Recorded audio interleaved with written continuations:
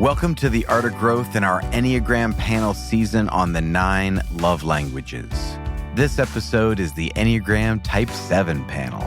If you are enjoying this series and are inspired to pursue more and deeper connections in your life, we've got something awesome coming up. This September starts our next group coaching series on the art of connection.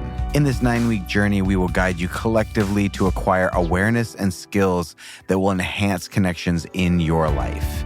Take this opportunity to invest in you, your relationships, and in the community you are a part of. It kicks off the beginning of September, so be sure to go to theartofgrowth.org/group coaching to sign up today before it fills up. And now, today's episode. All right. Well, welcome to the Type 7 9 Love Languages podcast. I am absolutely excited to be with each of you. We have been discussing this for some time. Jim and I first thought about this back in January, and we were talking about the loneliness that exists in this world. And that much of that loneliness, and this is our theory, is that it comes from our inability to make deeper connections in our current circles. And so there's all sorts of things we do. We isolate or we bounce around from person to person trying to make those connections. But much of it is that ability to take in, to receive love. So we're going to look at that today and explore those 3 questions around love and how we take that in. So before we do so, why don't you introduce yourself and tell us where you're from? I'm Gab, and I'm from Queensland, Australia. I'm Willow, and I'm in Salida, Colorado. And I'm Anne, and I'm from Long Beach, California. Very cool. I love it. Everywhere across the globe. Let's dive in because our first question really sets us up well. And it has to do with the ways we go about seeking love. And I'd love to hear from you, not just as the 7, but what is your story on how you have gone about seeking love? I think love has been my greatest project and my favorite thing to find. After I scored my husband, I got the ultimate case of love projected at me, which was I was diagnosed with cancer in 2021.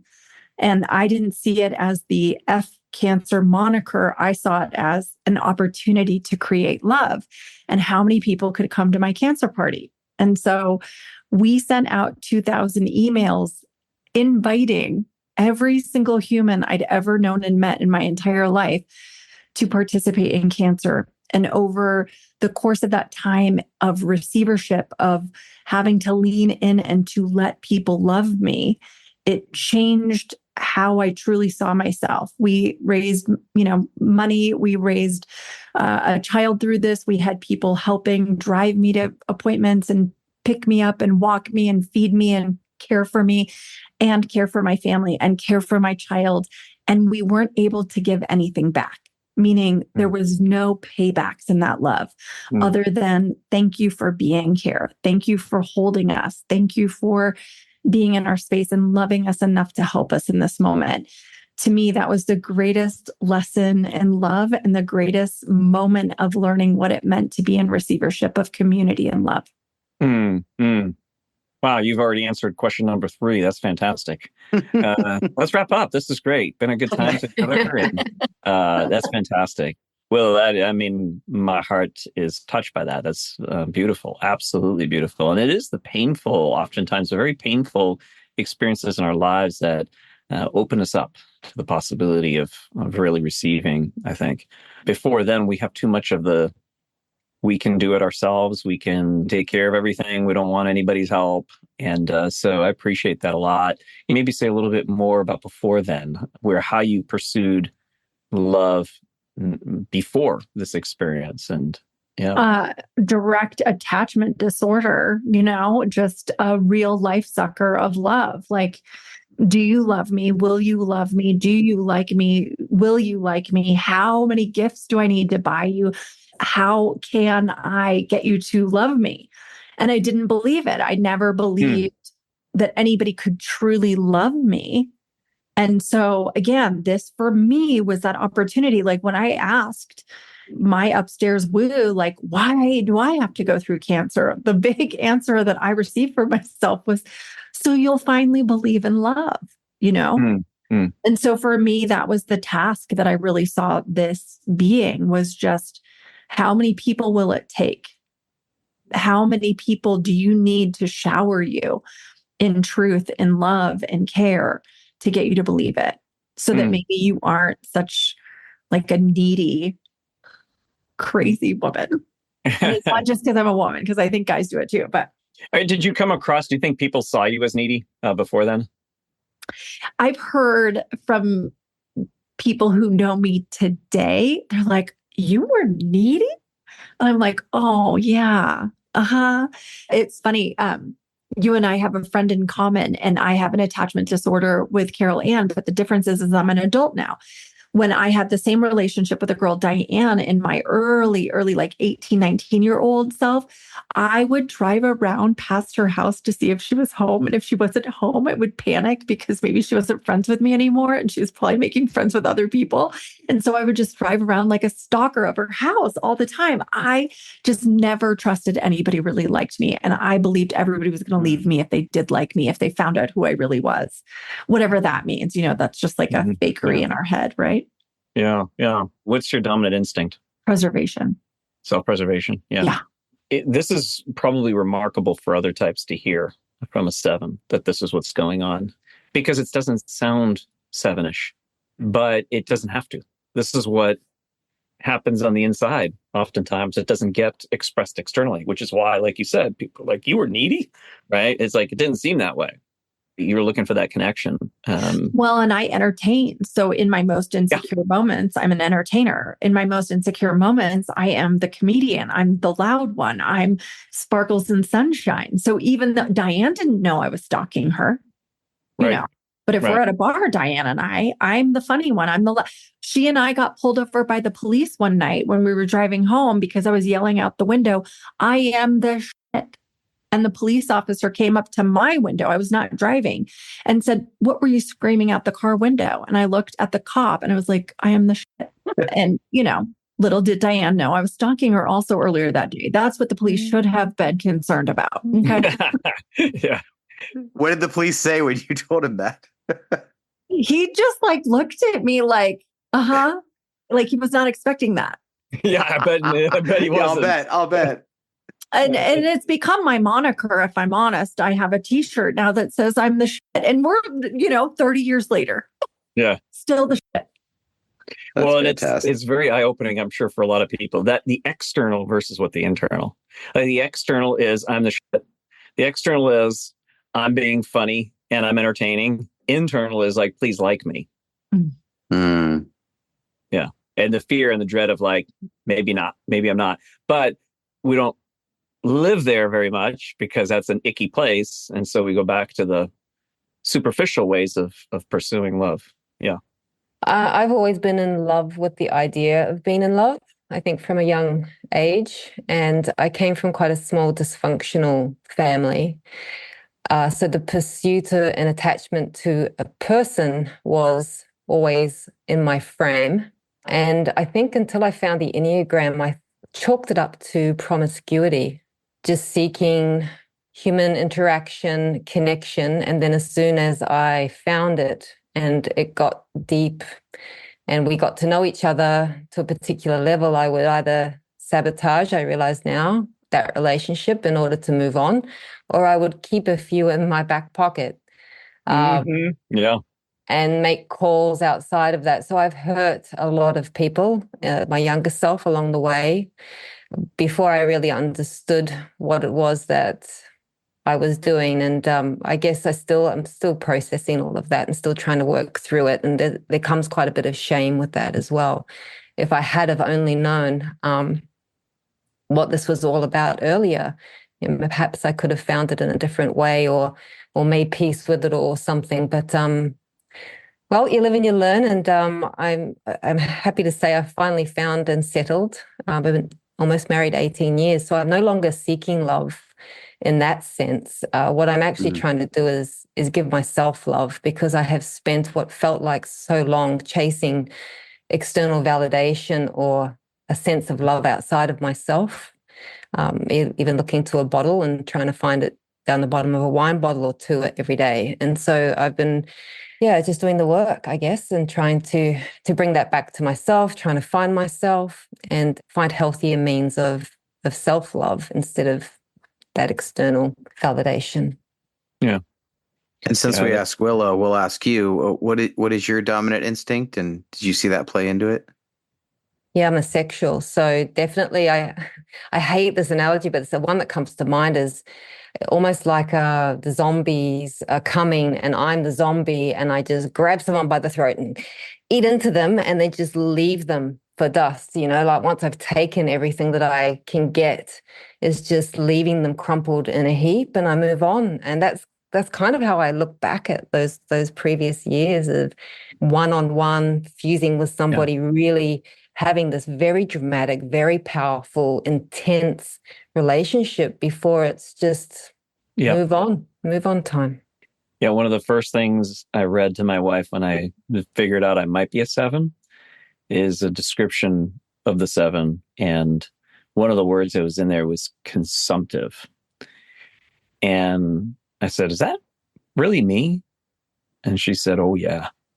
And that's when it hit me. And I did not like that feeling at all. It was a very exposing, humbling reality that is part of, a lot of times, part of the 7, that consuming what's around, but doing it very surreptitiously. It's more stealthy, kind of the way that oftentimes 7 goes about it. But I appreciate that. I appreciate your truth. Yeah. Do you have maybe an example of, like, in ways that, that zombie illustration is pretty good, but do you have like an example of anything, how you went about doing it and the practical of pursuing love before you met your husband? So I used to be quite the party person. I would take myself out so that I wouldn't feel judged by those around me. So I would go to my favorite nightclubs and things, and I would have just random conversations with people looking for, again, that connection and something new and interesting, I guess, and on the streets. And I remember waiting for some food one morning, and I met a gentleman who was heading off to Cuba. And he was just a backpacker. He was living the life of a nomad. And I thought, wow, maybe that's what I need to do. So I packed in my job. I got all of the immunizations. I was all ready and set to go off to Cuba to follow this gentleman who I barely known as a travel companion, willing to just drop ship and jump to the next adventure without really much practical thought. And that's actually how I ended up in Australia. Was I came to Australia from New Zealand, where I was born and lived there. And I came here for a weekend with a girlfriend. And on the flight back, I said to her, I'm moving there. And she said, would that be ridiculous? You can't move there. You've got a son here. You've got, your family. I said, I'm moving there. And so I think a few weeks later, I'd gotten myself a job over the phone and I was making plans to move. So just very on to the next thing and off to Toronto at the drop of a hat when I was young and just trying to, I don't know, it was like I was seeking something, but I didn't know what it was. And I seemed to have no fear in doing so. I would just make it up, as my mum would always say to me growing up, cross that bridge when you come to it and don't worry about all the details. So I was very much living like that. These days, I'm becoming more mindful. So having taken away my crutch of alcohol dependency, it's really been about doing the things that I knew I needed to do but hadn't been willing to, about slowing down, facing feelings, feeling feelings, spending time with the people that I feel like I've neglected for a really long time.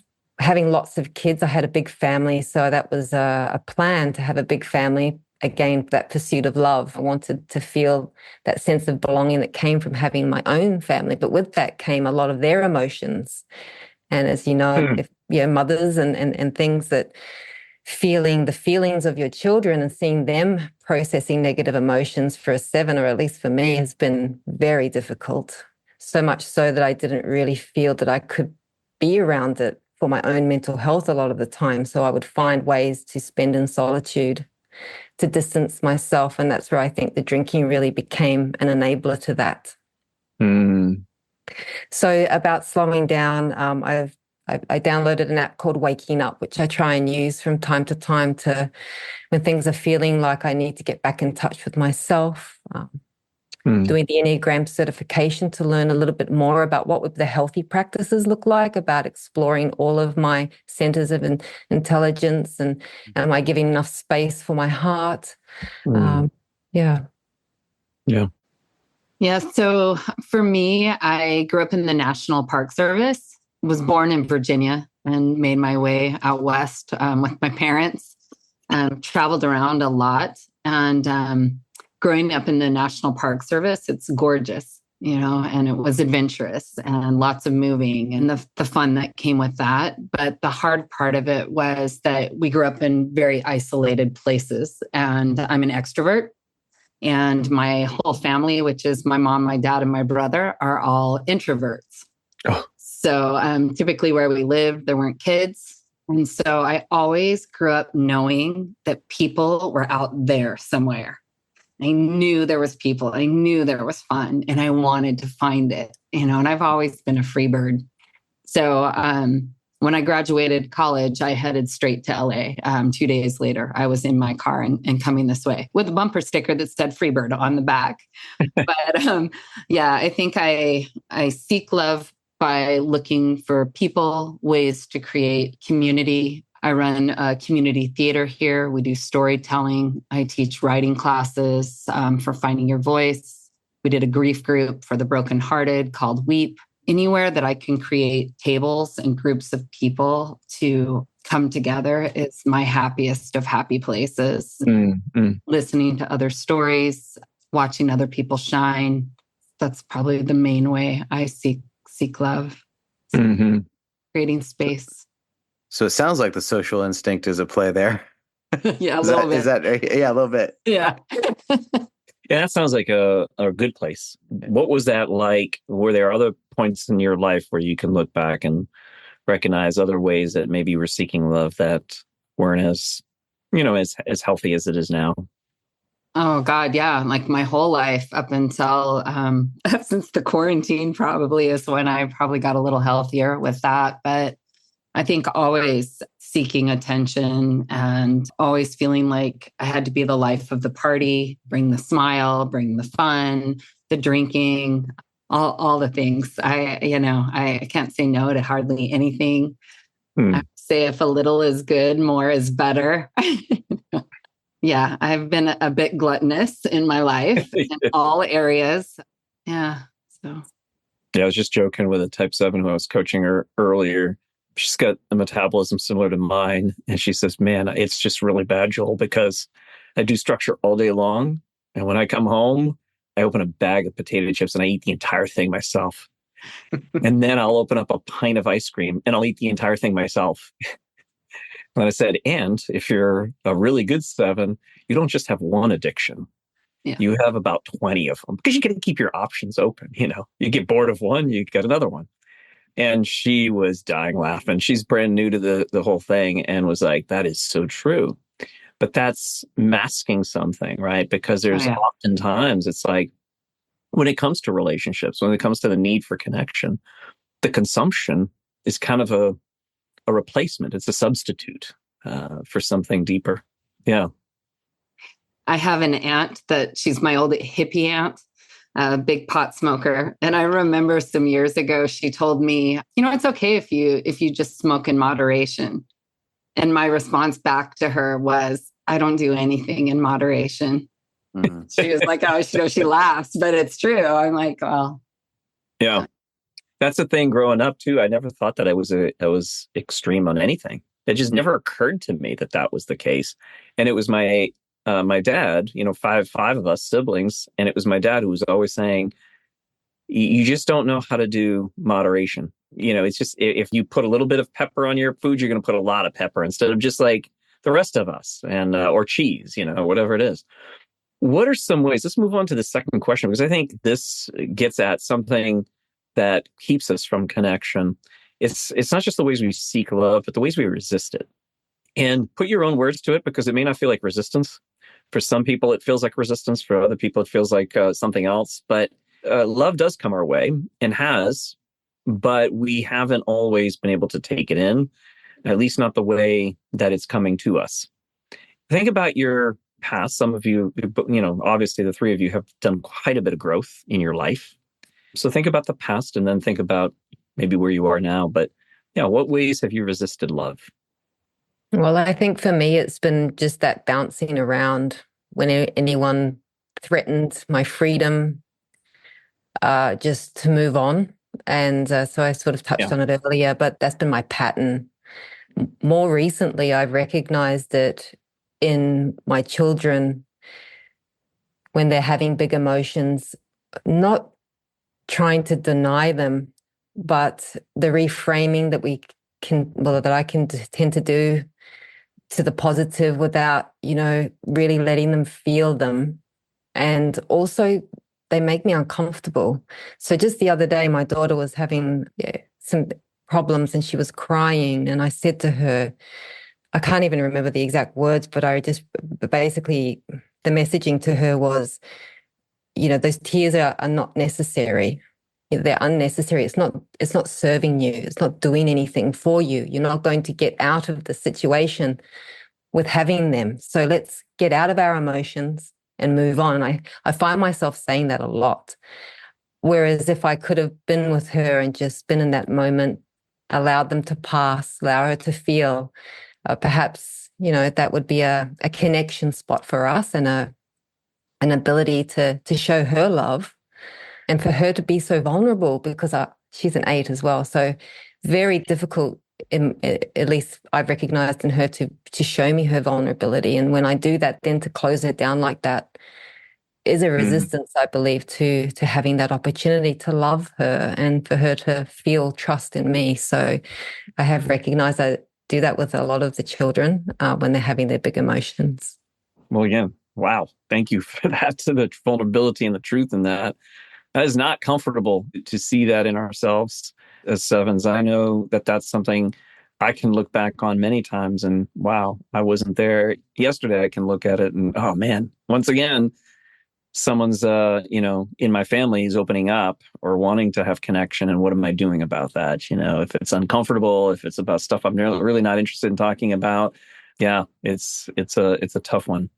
I'm just the queen of sabotage. So I do not like getting close. It makes me wildly uncomfortable. So I so relate to what you're saying on that. It makes me so uncomfortable. And I tune deeply into my solutions. And even for a living, I'm a psychic and I call myself a puppies and rainbows psychic. And I always say I'm really shitty at my job because I'm not looking for the bad news. I only want to hear the good news. I'm more interested in finding the solutions to the problems. If you are stuck in the mud, I'm uninterested and I can't get into it. Connections for me, when people are trying to give me compliments, advice, any sign of compliment or advice, I'm a nope, absolutely not. Yeah. When my husband hugs me, we have a 16-second rule now where he has to count to hold me. And it can feel trapping and it can feel scary and suffocating to me because there's 12 other things I'd rather do right now. But it's the way that we have to connect is he has to stop me long enough to hold me so that I don't get away and I don't wriggle out of it. I'm so much more comfortable offering other people advice, offering other people compliments, loving on them as long as it's not emotional. So I just sabotage. And anytime it gets vulnerable, I run away. I absolutely will not be friends with you again, probably. But I mean, I think that's fixed. I think, again, I do feel like the cancer healed a bit of that. I do feel like I've learned to take some of that in, but I can still see myself when people get too close to me. I can still feel that side of me wanting to turn my shoulder and wanting to really make sure that they only see the sunshine and not the imperfection. Mm-hmm. Yeah.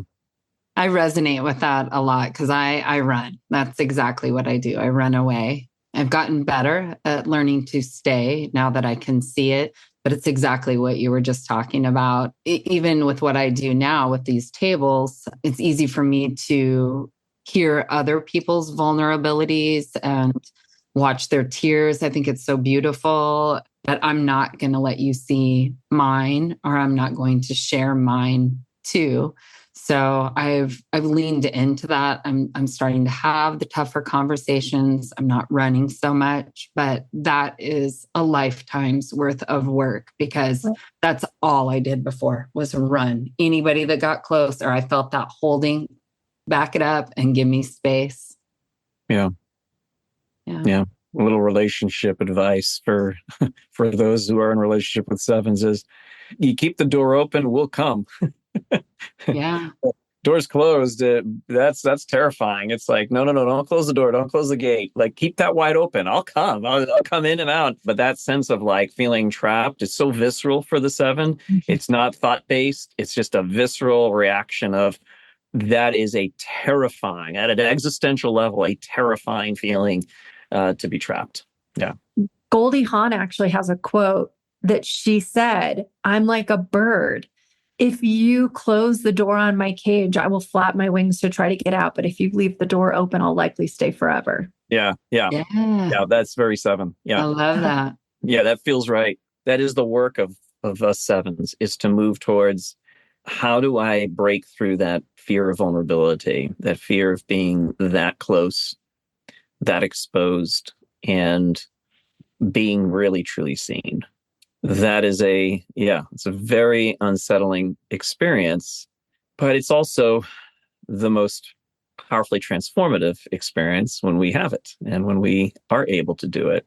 So this is growth. It's not like we're arriving. None of the 9 types are like, okay, this is where you arrive and you stay here. It's more of like, we know the North Star. We want to move towards this space of real receptivity, but it's not going to be easy for any of us. I appreciate what you shared there, Willa, when you said, I resist almost anything. So advice, I do too. I recognize, in fact, I was writing about this today, how many times advice comes our way and we resist it. All 9 types do, but particularly, I think sevens, it's like, don't give me advice. I got this.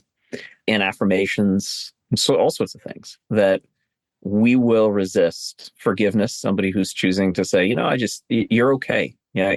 Don't worry about that thing that you did. It's, again, it's like an uncomfortable place to be. And these are all expressions of love coming our way that we resist. I love the hug, the 16-second hug thing. That's a great exercise. Anything that can slow us down to actually be present in the moment. And that's the thing. The greatest gift sevens oftentimes offer. I mean, there's a number of gifts that we offer, but it's the presence of being with somebody, really deeply with them, and holding their pain, holding their story, holding their joy, and really seeing them. And when we do, it's impactful to people. Yeah. I was just going to say, I also find that I get in my head a little bit by judging acts of love from others that are coming towards me. My head goes, why are they doing this? Why are they looking for an embrace? What is going on? What is the problem?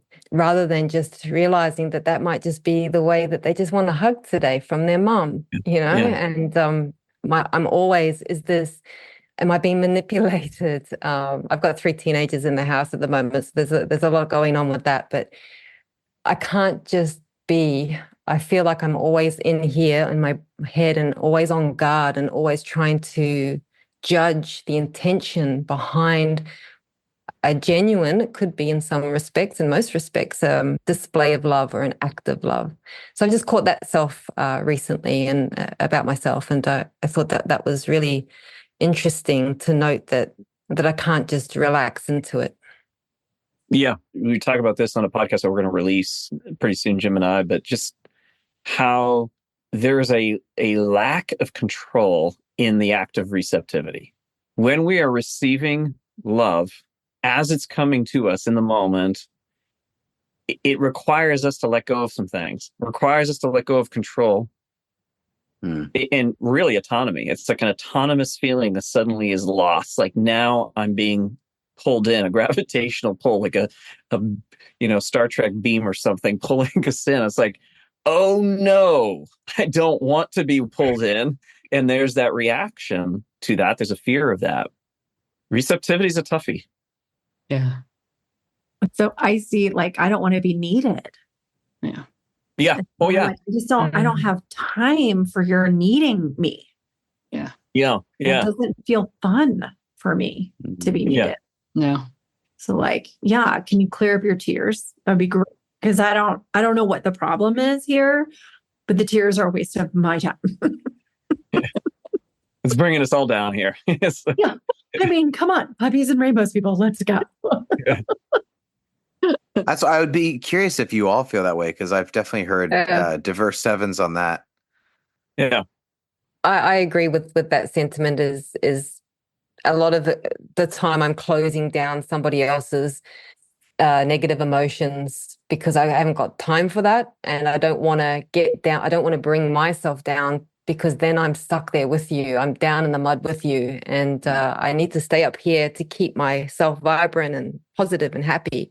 And this comes up a lot when I'm watching sad movies. I've stopped watching Disney movies, sad movies with my family, because they're constantly looking over at when is mum going to blow? When is she going to break? And then they all have to come and give me attention. They feel, I guess, that she's having a meltdown with this particularly sad moment. And I just don't want that attention. So I just put myself, I no longer watch anything sad. Well, I try not to. Unfortunately, it'll come out if I'm shielding myself from that, it'll be very sensitive and very receptive. So if somebody is having a moment and I feel very compelled to feel them in that moment, I will just release it, and it will be too much because I haven't been progressively releasing, feeling my heart space. Yeah.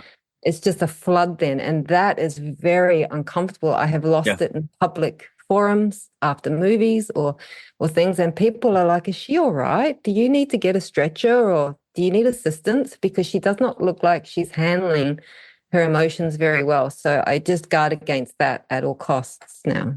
I love your truth and your honesty. There is a lot of growth there. I no longer resist that. I have my resistances. They're right there in front of me. But when it comes to people's pain and emotion, that's no longer a problem, but it was 5 years, 6 years ago, for sure. I mean, and it was known in my circle, like just very little empathy, very little capacity to stay present to people's negativity. Because it always felt to me, if I can't solve your negativity, then I don't want any part of it. Yeah. If I can solve it within a single conversation, fine. We can tackle it. Here's a few things that you might think and you can do. Then hopefully you're good. Are you good? Are we good? Great. Now we can move on. But people who perpetually get stuck and can't get themselves unstuck, no matter what suggestions or advice I give, or, how much, it's like, I can't do that because it feels like you want me down in the hole with you, and I'm throwing down a line. I'm throwing down a ladder to you. I'm even willing to go down halfway and pull you up and out, but you're not able to do that, or not willing to do that. It seems that I wasn't willing to go there. I have a different narrative today because I can see that that's true for some, absolutely. But it's also that some others, it was more of like they needed a witness. They needed me to fix them. They needed a witness. And I think our pain as sevens, it's like we both want love, but yet it does have to come through a particular way. And that's the resistance. And that's true for all 9 types. Is a particular way, not just the sevens. But that is part of our resistance is if I come close to you, will you take control of me? Will I lose my autonomy? Will I feel trapped? And it does take some work for us to get there. So let's look at question number 3 and see what are some steps that you've taken. How have you grown in receptivity, in connection with others? During my treatment process in cancer, we had over 50 people who quite literally in person showed up. So I had 5-day-a-week radiation chemo. And the most impactful person There might have been two, but I can remember the one person who sat with me after a particularly hard day in treatment. And she didn't do the thing where everybody else was, either trying to avoid my pain or make me happy. She sat in it and cried with me. Mm-hmm. Mm-hmm. And that had never happened before. I had never done that for anybody else. And I didn't know that that was love. I didn't know that that was even a possibility. It changed my life completely and slowed my vibes to, even though I get annoyed still, even though I still feel like hustle up, let's go, especially with my kid, I offer now myself to those who are in that hard spot. And the sentence I always offer is, I'm here if you just need somebody to cry with. And I promise I won't try to make it better because I know it can't get better. I feel your heart right now. Yeah. I mean, it was such a profound Beautiful moment that just, I saw things differently in that moment. I'm still a hummingbird. I'm still uncatchable. I'm still hard to slow, but I cry now. I feel feelings in a different way now. Beautiful. And I hold people different. When I hear somebody in my audience ask for their loved one and I'm reading on their behalf, I sometimes actually cry on stage and get choked up with the emotions of the person I'm reading for and the person who has passed. Yeah. What's that about, you guys? That's growth. It's not gross. It's growth. That's right. It's not gross. Yeah. See, the 7 shows up in comedy. Okay. Of course. Totally. Of course. Absolutely. We went deep. Now let's come back up again. Now we come back out. Yeah. And depending upon your capacity, it may be just a quick dip and then back up. And then some others, you can go a little bit deeper and stay underwater longer. But, you've got to know your capacity. I think can't compare yourself to other people's capacity. You just got to know yours and recognize if you go too low, it'll be hard to come up. But good for you. Good for you. That's a big access point for a lot of 7s is other people's pain, and sitting with them in their pain opens up our own hearts. And it's a good practice. It's good practice to stay there and to see if you can extend the amount of time that you're underwater and then you come back up. Yeah. I tell 7s all the time, like, you won't die, but that's what the internal thing that's happening, that existential pain, that's what it's saying. It's like, you're going to die if you stay longer in someone else's negativity. Who else? How are you growing in receiving love? For me, I've touched on it before. Putting down the drink for me was a big step because I recognized that I was numbing. So it allowed me to come back into the fold of loved ones, be more present. I still feel the pull of soft addictions, I suppose, with other social media or mindlessly watching Netflix or something else to be absent-minded and a little less present. But it is trying to prioritize certain things, making sure I go for my walk in nature every day. Sometimes in that walk, my husband says, look at that beautiful sunset, or pulls me to watching a bird because I just have gone on that walk and blown through all of the reason for being on that walk because I've just talked the whole time or I've listened to a podcast the whole time. I have really felt and been in that moment. So I really appreciate those prompts of him helping support me in my awareness and being present. Learning to try and sit with my children when they're having a hard time, or just even spending time doing what they want to do.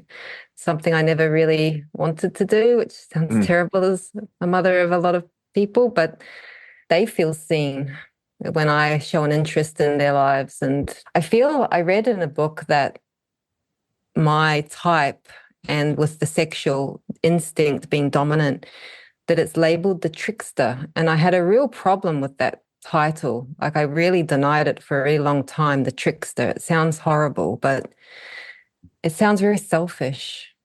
And I have recognized that a lot of the way that I have been living has been quite selfish. So I'm taking steps to try and catch myself when those moments come. What does somebody else want to do? How do they want to spend time? I always get the sense that time is running away from me and I quickly have to hurry through everything to get to the other side or get to that thing. And I feel very sad if I haven't ticked off the things I wanted to do for that day. Meanwhile, a lot of those things are very important to other people. So it's a big work in progress, but I'm a lot better than what I used to be. Yeah. In that regard. Yeah, very good. Yeah, I think for myself, life dropped me to my knees about 5 to 7 years ago. And that was the beginning of growth for me. That is the beginning of when I heard of the Enneagram and things that I before could laugh off or reframe. I couldn't do it anymore. And a lot of it came out through my writing. I'm a writer, and my voice when I'm writing is very different from what I was showing to people. I could feel the difference between the two. And when I started therapy a couple of years ago, my therapist, I would tell her something horrific. And she would say, "Do you realize that you're smiling right now?" Yeah. Yeah. And it shocked me because I'm like, no, I didn't realize that, but I know why I'm smiling. And the reason why I'm smiling is because I need to know that I'm okay. That's right. Even though it happened to me, I need to know you're okay. This happened to me. I made it. And I cry a lot more now. I am leaning into the vulnerable. I lost 7 friends over the summer. It's a lot of grief to hold at the same time. And we offered the grief group, and I sat with them and I cried with them and I shared too. I didn't just listen. And it is showing up. It is putting yourself out there and being willing to be seen and not just hiding behind this persona, this personality. And yes, I love to have a good time, but the difference in love that you feel with those people that cry with you. I had that friend too, and it shook me to my core. And he grabbed my arm and cried with me. And same thing. That is the story I will never forget.